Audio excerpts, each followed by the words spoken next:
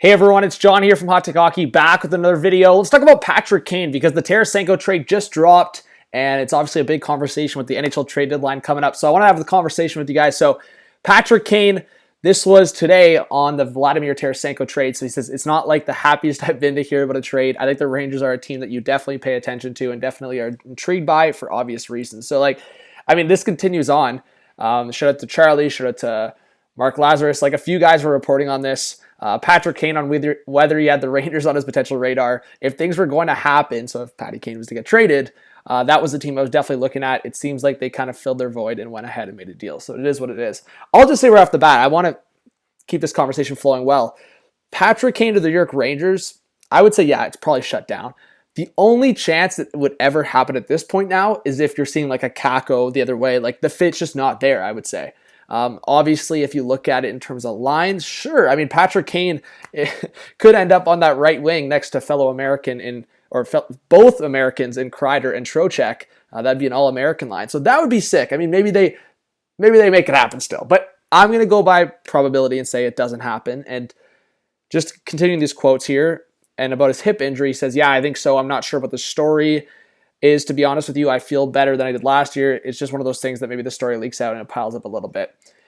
Just before I continue this Patrick Kane conversation where I think he could end up, this was Tarasenko in the red, white, and blue today with Panarin. And when asked about it, he says, it's a big team. One of my best friends plays here. It's a chance to win a cup again. Tarasenko talks about why it's important for him to play for the Rangers. So I did make up predictions. It's kind of funny because I made that video talking about Richard Clay's predictions, and I was kind of shutting down the Rangers rumors because I wanted to make it interesting. I know Tarasenko and Patty Kane, to me, have always been the two guys connected to both New York teams. I would say more so Tarasenko with the Rangers and Islanders, but I wanted to make things interesting. I like the hot takes, so I said, if not the Rangers or Islanders, I could see Tarasenko going to the Capitals. That was kind of my lens, but I think Patrick Kane is probably going to go to teams that we actually haven't talked about for too long. I think the Dallas Stars have popped up a couple times.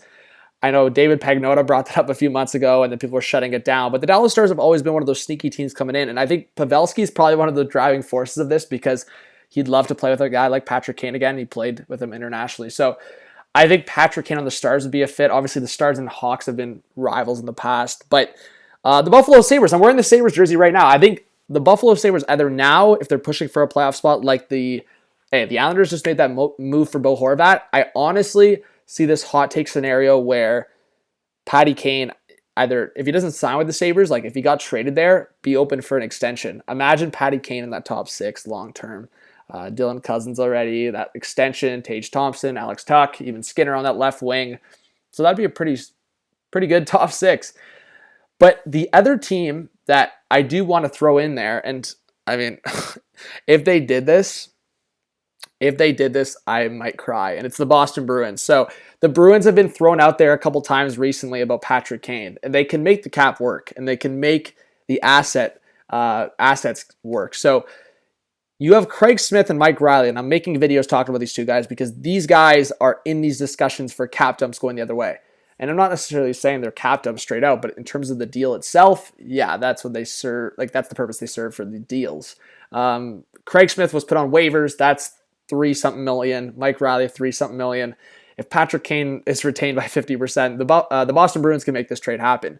They would have to give up assets like a first-round pick and probably I would say at least 2 decent prospects. So when I go down their list, maybe a younger defenseman, but I would look at their forward group and say a young prospect like Fabian Lysell would be going the other way in a big trade like that. So keep an eye on Patrick Kane. I still think there's a good chance he gets traded, but I wonder if this shifts. If the Rangers are just totally out, which I think is possible, because they wanted that big score and they got Tarasenko here. So unless they have another conversation where they're giving up a big asset or somehow mix in Patrick Kane here, I just don't see it happening. So I wonder if this scares Patrick Kane off from being traded at all because, he holds his own deck of cards here. He can do what he wants, essentially. He has to give the green light. So Patrick Kane, maybe not to the Rangers, but Sabres, Stars, Bruins, go down the list. Give me your thoughts where you think Patrick Kane could get traded to, your thoughts on the Rangers, Tarasenko, all that good stuff. Hit that subscribe, hit that like, hit the notification bell, and we'll see you guys on the next video or stream. Have a good one.